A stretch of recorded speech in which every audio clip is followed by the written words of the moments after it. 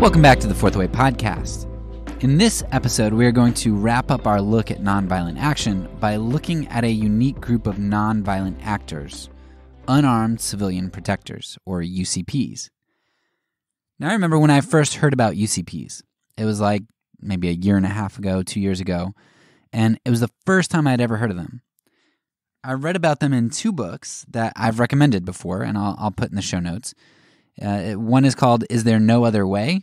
And the other one is called Nonviolent Action. The concept of UCPs was strange to me. It was really counterintuitive, but it was also very alluring, very beautiful. And the more I've read about peace forces, or UCPs, the more I think that it's absolutely amazing. So let's dive into what UCPs are and what they have to do with our series on nonviolent action. UCPs are exactly what they sound like. They're unarmed civilians who protect other people. I constantly want to call them peacekeepers because that name sounds all nice and peacey, but that's actually the name that they give to UN soldiers who carry guns and don't really do what their name implies, at least to a certain extent. So what's the difference between a peacekeeper and a UCP? Well, the first and obvious difference is that UCPs are unarmed. The second big difference is that whereas peacekeepers often live in compounds and post up on the outside of conflicts, UCPs typically enter conflict zones. Finally, whereas peacekeepers often keep the peace in the sense that they stave off extreme overt violence through their presence, they don't really resolve conflict. They don't have long-term effectiveness. They leave, and so does whatever short-term, shallow peace they brought. UCPs, however, build relationships with those in conflict and attempt to be mediators who can resolve conflict. They dig in, they enter the communities, they go in the danger zones without weapons. On the surface, I understand that this sounds really idealistic. How in the world would UCPs be able to help out where armed and trained personnel can't? There are a number of advantages that UCPs are able to leverage. First, because they are willing to enter conflict zones, they're able to build relationships and rapport with both sides of a conflict. Since they're neutral outsiders, they can build inroads to each group and then bridges between those two groups.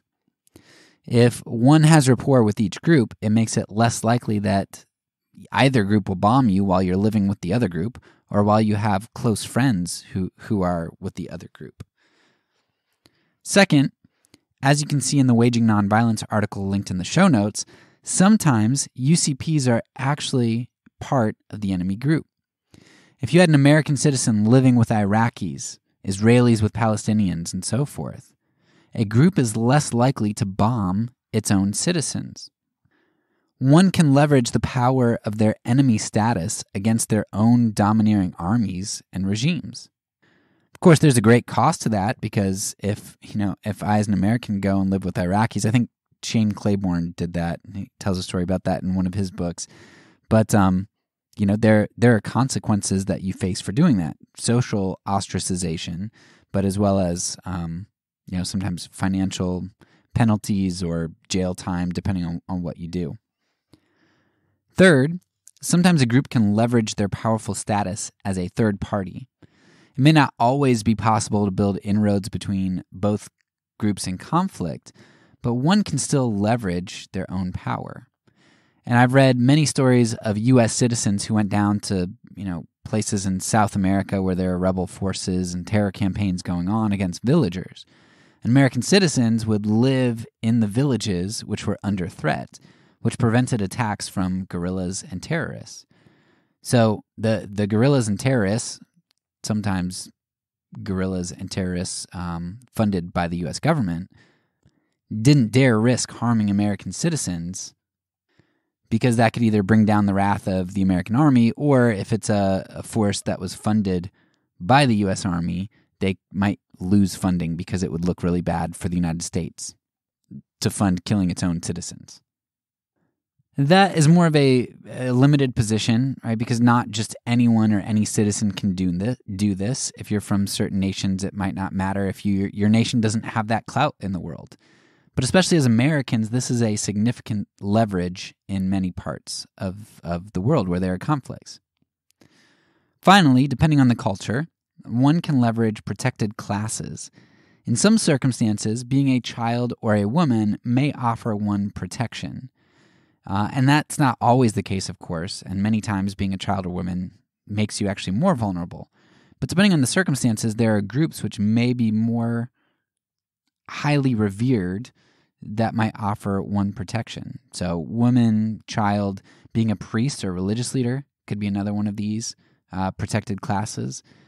And you can see this even if a group is like, well, we don't have a problem killing children, but they would never attack, let's say, a school, because they're like, that would bring down international sentiment against us, and we might be able to deal with our enemy group, but we can't deal with foreigners then putting pressure on us, either economically or militarily. So sometimes it's out of a reverence for the group, but other times it is just out of pragmatic purposes of not wanting to tick off the international community. So leveraging one's protected class might be a way to leverage power in a UCP situation. As far as I know, UCPs have only been in use for about the last 40 years. They're often small groups of people, and it doesn't take but a handful in a village to offer protection to that location. Oftentimes, a group will avoid conflict rather than risk harming even 3 or 4 UCPs, and a lot of times they wear like these bright orange vests, so they're not trying to camouflage in, and groups don't want to risk backlash that they might receive for killing UCPs. Having outsiders there who can observe what's going on, which sometimes UCPs are called observers because if something bad does go down, they let the world know. They record things and take pictures, and you can find some of those recordings of attacks online. But just knowing that atrocities can't be committed without the world knowing is in itself a big deterrent. A lot of times the people who are attacking, we're not saying that they're just out of the goodness of their heart, they won't kill people who aren't their enemies. A lot of times they don't have problems killing the UCPs that are there. It's more of the pragmatic consequence of if they do, what might that do to their cause, their movement, their power, etc. So there are UCPs doing something similar in many cities across the United States, and I would guess probably across the world. One example is the Peacemakers in Cleveland. You can check out the link in the show notes, but they essentially dig into communities, inner city communities. They get to know gang members. They provide education and tutoring.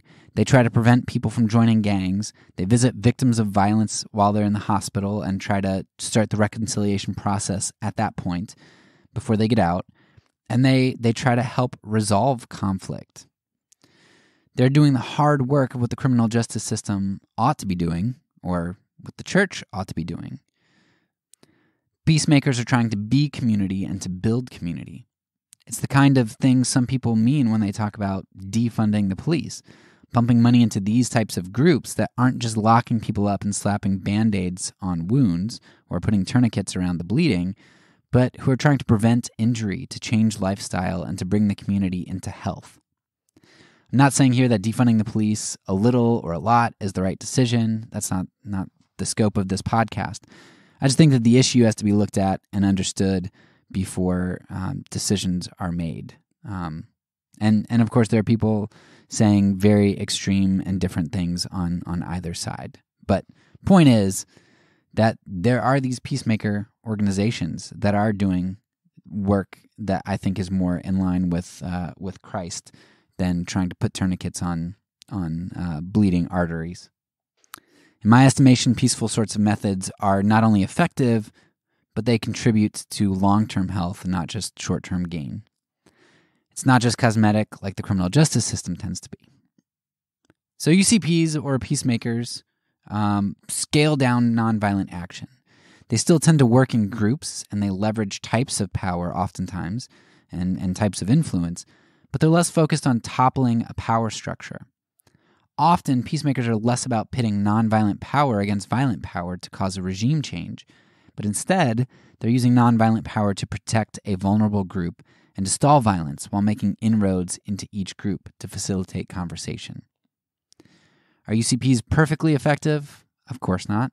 People die doing it, the people that they're trying to protect, as well as the UCPs, and they don't always succeed at their mission. But for the limited amount of training, funding, and personnel that they have, it's amazing what they're able to accomplish.